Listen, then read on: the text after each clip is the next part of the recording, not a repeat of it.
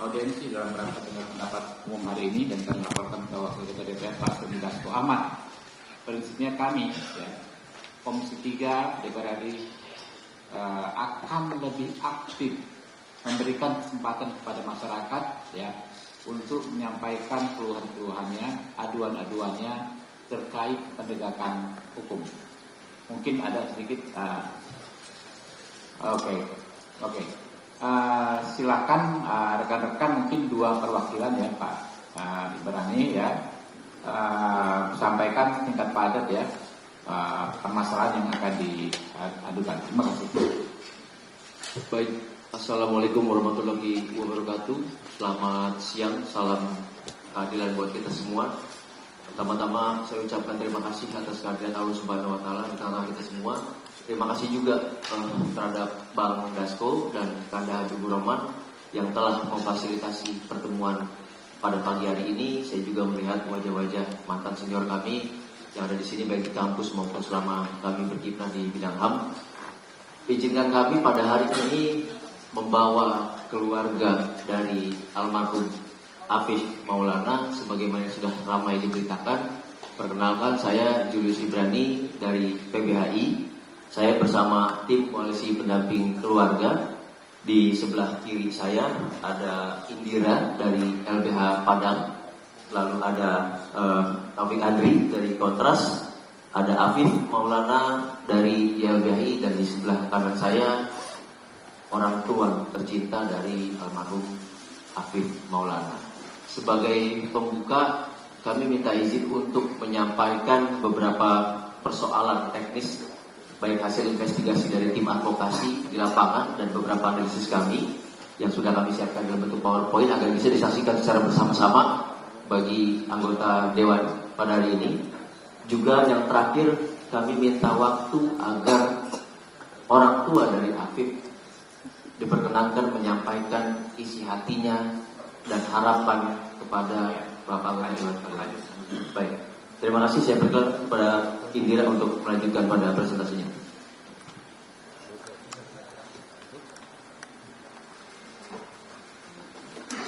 Assalamualaikum warahmatullahi wabarakatuh. Selamat pagi pimpinan Komisi 3 Bapak Habibur Rahman dan Bapak Doni Dasko. Terima kasih untuk kami diberikan waktu bersama keluarga Afif datang ke sini untuk memberikan semacam keluh kesah kami, dan kami sangat berharap Komisi 3 membantu kami dalam permasalahan ini. Bapak Ibu, saya mengatakan bahwa 9 Juni lalu di hari malam minggu itu terjadi sebuah tragedi berdarah yang kami katakan sebagai tragedi Kuranji. Karena itu di Jalan Bypass Kuranji, wilayah Kuranji, bukan hanya satu orang korbannya, Afif Maulana yang berumur 13 tahun, tetapi ada 18 orang lainnya yang juga menjadi korban di peristiwa itu. Tragedi Kuranji itu terjadi sekitar pukul 3.30 dini hari, dimulai dari Simpang 4 Durian Tarung Ampang ke arah Polsek Kuranji, dan setelah Polsek Kuranji baru ada Jembatan Kuranji, tempat terjadinya penyiksaan Afif Maulana, dan mayat Afif Maulana ditemukan pada 10.55 di bawah Jembatan Kuranji. Di mana tempat penyiksaan itu ada 3 hal yang kami sudah dapatkan dari hasil investigasi kami bersama dengan teman-teman. 1 di Jembatan Kuranji, 2 di Polsek Kuranji, dan 3 di Polda Sumbar. Akibatnya apa? Ada 1 anak bernama Afif Maulana ditemukan meninggal dunia, dan 18 orang, 11 anak dan 7 dewasa mendapatkan penyiksaan.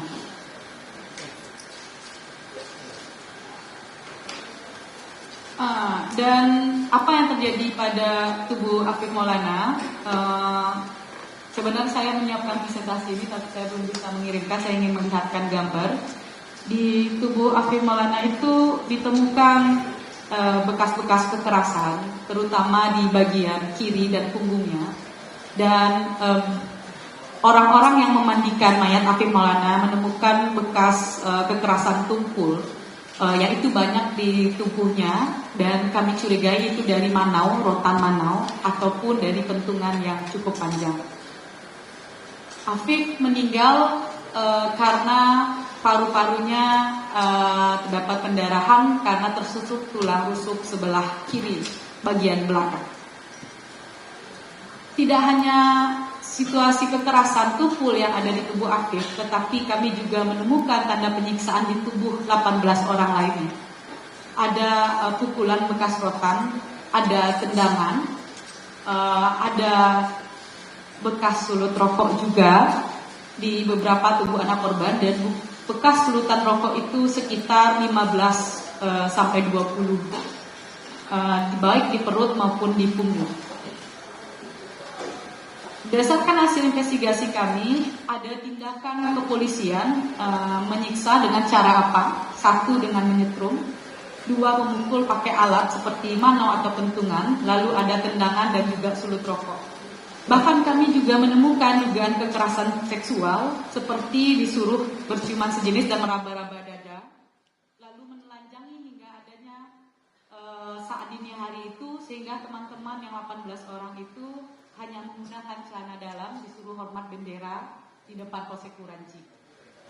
Selain itu ada penganiayaan fisik lainnya bagi mereka, disuruh berguling-guling, lompat naik turun 200 kali, merayap, dan paksaan tindakan fisik lainnya, dan itu juga terjadi di Polda Sumbar. Jadi 18 orang ini sekira pukul 11 baru dijemput orang tuanya. Lalu bagaimana dengan cerita kasus Afif? Polisi mengklaim, versi Polda, AM melompat dari jembatan setinggi 15 meter dengan ketinggian air hanya di bawah lutut orang dewasa atau 50 cm. Versi Polda, AM berboncengan dengan Aditya, saksi anak, lalu ditendang oleh polisi dan terjatuh.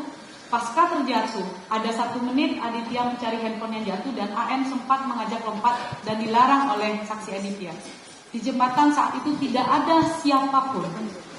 Pasca itu AM dibekuk oleh salah satu anggota polisi yang bernama Bribda Tri dan mengatakan ada teman yang lompat. Namun Bribda Tri dan Bribda Zaki yang mendengar penyataan saksi Aditya itu tidak percaya karena jembatan tinggi.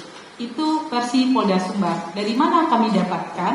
Dari proses ekspos kasus tanggal 27 Juni 2004 di depan Kompolnas dan di depan KPAI. Nah, apa versi kami, keluarga dan kuasa hukum? Kami yakin Afif Maulana disiksa polisi karena banyak tanda kekerasan di tubuhnya, terutama pada bagian punggung. Keluarga mendatangi saksi-saksi dan menceritakan mereka malam itu disiksa, dan begitu pun dengan AM. Investigasi dari Koalisi Advokat Anti Penyiksa menguatkan kecurigaan keluarga dengan sejumlah fakta-fakta dan kejanggalan yang ditemukan. Kami menemukan satu video yang di-up oleh media sosial Instagram Dit Samapta Polda Sumbar pada pagi hari, dan video itu di take down setelah dia mengetahui mayat Afif Maulana ditemukan di bawah jembatan. Di dalam video tersebut terlihat ada cuplikan di jembatan 7 orang diamankan dan ada polisi yang juga berpakaian preman di situ. Nah, kami sudah merilis video itu ke media di Sumatera Barat. Video itu sebenarnya memperlihatkan bahwa jembatan saat itu sangat ramai. Tidak akan mungkin saudara Afif Maulana untuk tidak diketahui keberadaannya. Nah, saya juga pasca kejadian Afif Maulana juga ada peristiwa seorang perempuan melompat dari ketinggian 11 meter di jembatan Ampera namanya. Bagaimana posisi jenazahnya bapak-bapak, ibu-ibu? Jenazahnya tertelungkup seperti ini, 11 meter. Kejadian Afif 15 meter, mayatnya terlentang. Afif posisi mayatnya terlentang di atas air. Yang air itu tidak ada alirannya karena tertutup sedimentasi di bagian kanan dan kirinya. Jadi air terkepung begitu. Dan kemudian Yang menyakitkan hati kami adalah TKP AM itu sudah berubah dari awal ditemukan dan hingga saat ini. Saya turun ke lokasi itu tempat TKP 2 kali.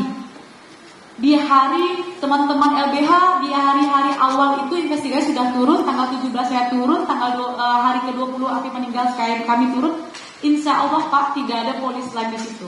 Saat ini TKP yang awalnya 50 cm, TKP-nya sekarang jadinya lebih dari 1 meter kedalaman airnya, digali. Dan kami waktu itu sempat kemudian berdiskusi dengan penjaga sepatu di bawah. Mereka mengatakan jangan masuk ke air karena sudah dalam. Saat mayat ditemukan, air cuma di bawah lutut. TKP-nya sudah dirubah. Nah, apa yang kami lakukan dari pihak keluarga? Keluarga sudah memberikan kesaksian, bapak korban sudah diperiksa, tetapi bapak korban hanya diperiksa 1 kali di BAW, dan kami sudah menghadirkan 5 orang saksi, 3 saksi dewasa yang memandikan jenazah Afif. Mereka menceritakan di tubuh Afif itu ditemukan beberapa bentuk kekerasan tumpul, bekas manau ataupun pentungan, bekas 4-10 cm, banyak di tubuh kiri dan kanannya.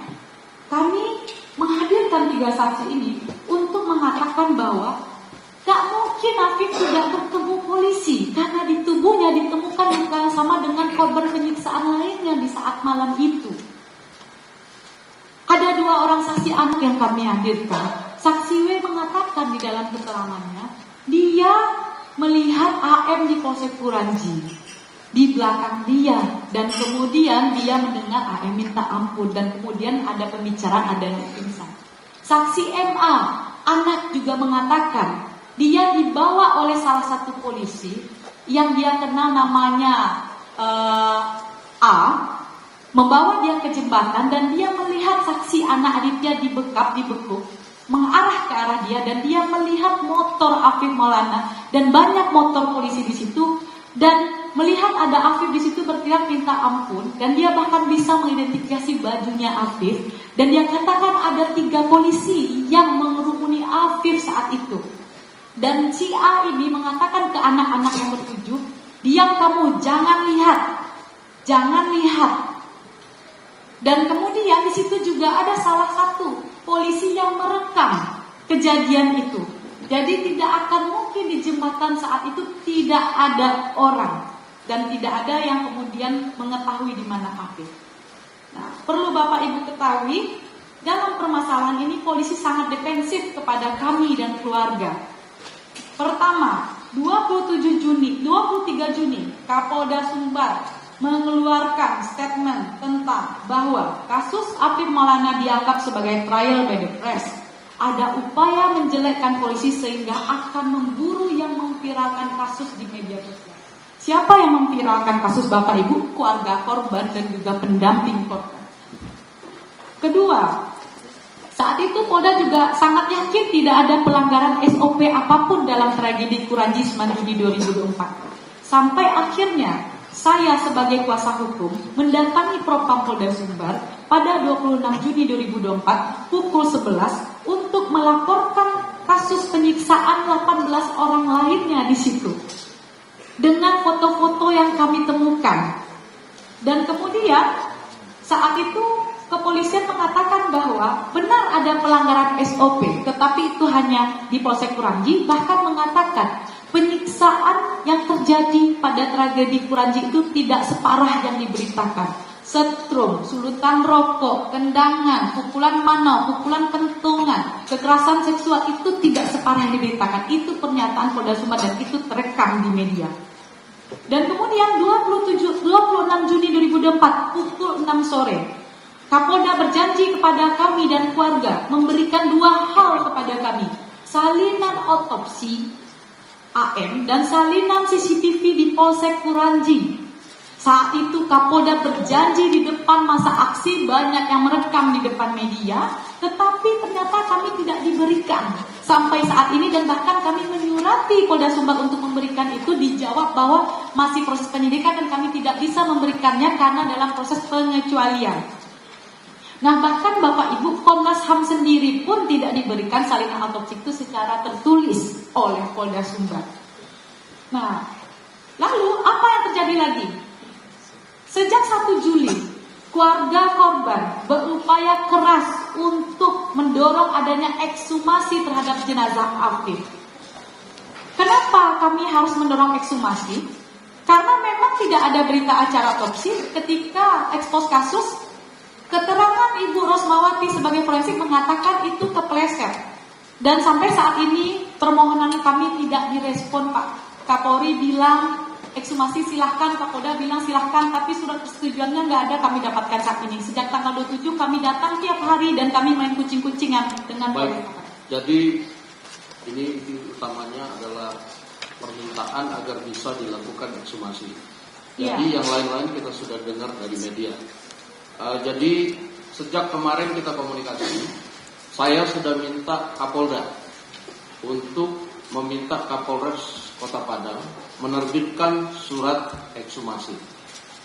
Salinan surat sudah di WA saya, tapi saya pengen agar salinan surat itu diberikan langsung kepada teman-teman Komisi 3 dan keluarga kota. Nah, oleh karena itu saya minta waktu paling 2-3 menit. Tolong yang dari Polda Sumbar, Polres, semua yang kita panggil hadir di sini. Tolong sebentar ya.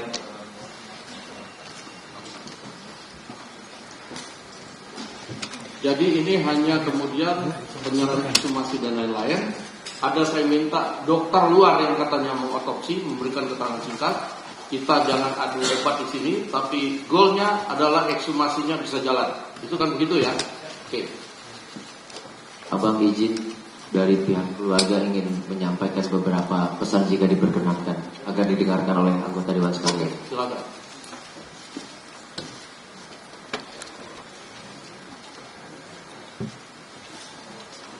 Assalamualaikum warahmatullahi wabarakatuh. Saya cuma ingin menyampaikan, tolong bantu kami Pak mengusut kasus ini Pak. Karena yang saya lihat, saya rasa kepolisian seakan-akan mengulur-ngulur Pak untuk mengusut kasus ini. Saksi kami sudah hadirkan 2 orang yang melihat. Bahkan sampai sekarang belum ditingkatkan kasusnya ke penyidikan. Karena itu saya minta bantu Pak, tolong bantu kami untuk mengusut Pak, biar kami tenang Pak. Kalau seandainya pelakunya tidak tertangkap, kami nggak akan tenang Pak. Saya berharap anak saya dapat keadilan, kematiannya pun jelas Pak, kasusnya jelas.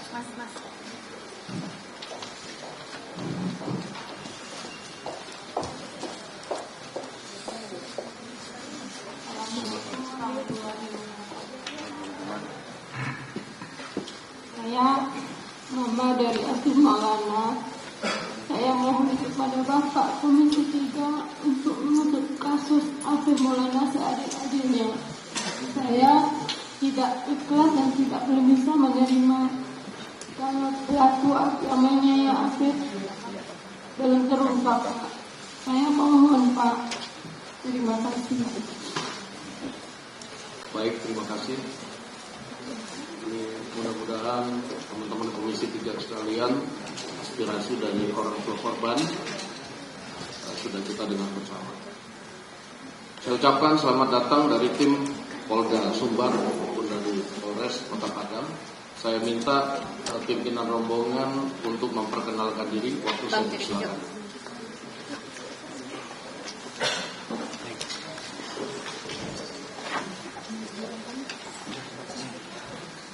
Bismillahirrahmanirrahim. Assalamualaikum warahmatullahi wabarakatuh. Shalom, Om Swastiastu, Namo Buddhaya, salam kebajikan, Rahayu, salam presisi. Mohon izin pimpinan Komisi 3 beserta seluruh anggota Komisi 3 yang kami hormati. Mohon izin kami dari Polda Sumatera Barat, dalam hal ini selaku pimpinan rombongan, kami sendiri mohon izin memperkenalkan diri, Andri Kurniawan, selaku Direktur Reserse Kriminal Umum Polda Sumatera Barat. Di samping kami, beserta kami, Kabid Humas, Komisaris Besar Polisi Dwi Sulistiawan, SIK MH. Di samping kiri kami, Komisaris Besar Polisi Hidayat Askuri Ginting selaku Kabid Propam Polda Sumatera Barat. Kemudian di belakang kami sebelah kanan Wakapolresta Padang AKBP Ruli Indra. Kemudian di sampingnya Kapolresta Padang Komisaris Besar Polisi Ferry Harahap SIK MSI. Kemudian Ibtu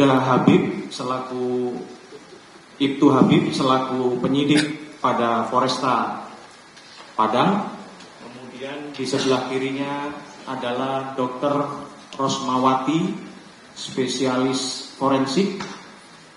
Kemudian sebelahnya lagi adalah Kabid Dokes Polda Sumatera Barat, Ibu Sri.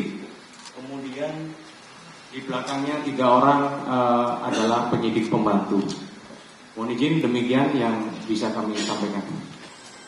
Baik, terima kasih. Jadi saya juga mohon maaf karena mendadak, baru Sabtu malam saya minta Kapolda untuk menghadirkan bapak-bapak dan ibu-ibu di hari ini sehubungan dengan adanya pengaduan di Komisi 3 dan hasil koordinasi saya dengan Pak Kapolda. Saya menyampaikan permintaan dari keluarga korban mengingat waktu yang sudah waktu yang tidak terlalu lama, takutnya expired mengenai ekshumasi, dan Kapolda menjamin bahwa suratnya itu akan dibawa pada hari ini.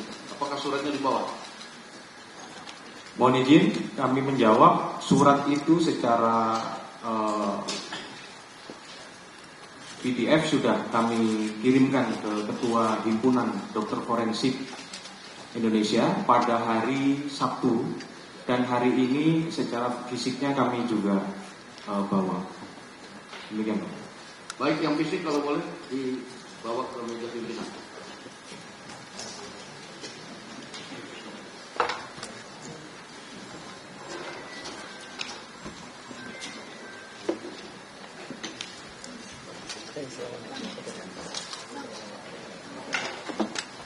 Pihak kuasa hukum ke depan untuk menyaksikan surat ini.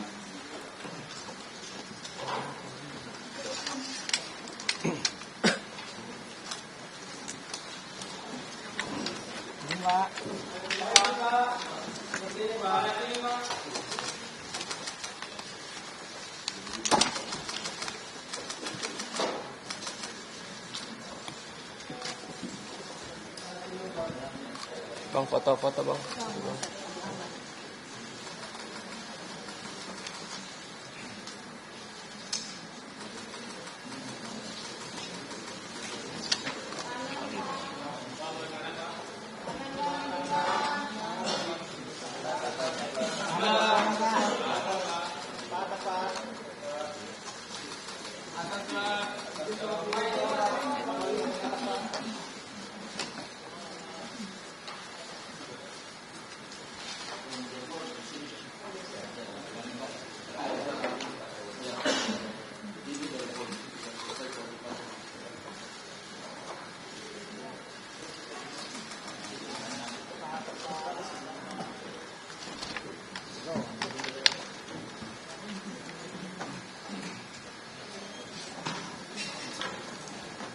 Baik, jadi saya pikirkan masalah yang paling penting diadukan ini adalah masalah ekshumasi.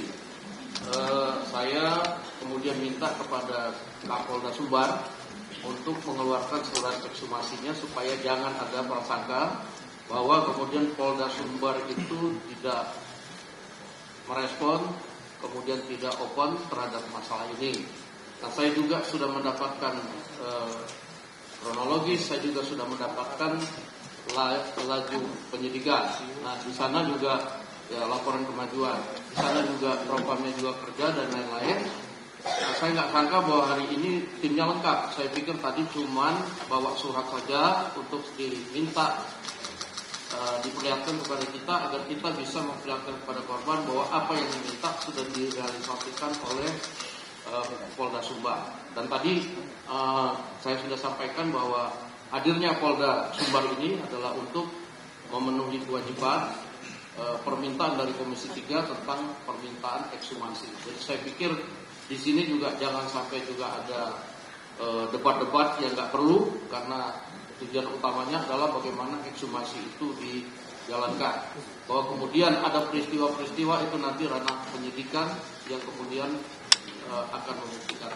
Nanti akan kita kawal kasusnya bagaimana kalau kemudian peningkatan sampai pengadilan ya Pak Ibu sekalian. Jadi mungkin dari Polda ada sepatah dua kata-kata sebelum kita mau tutup ini rapatnya.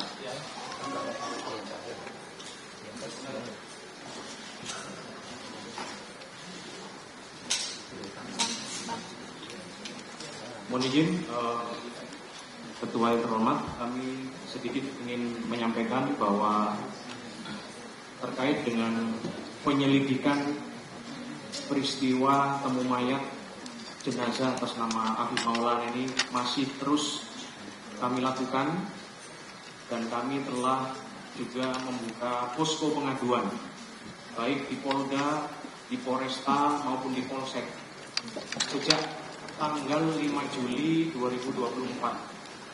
Namun hingga saat ini hampir 1 bulan untuk pelaporan dari masyarakat yang memberikan informasi setiap hari kami aneh ini masih nihil.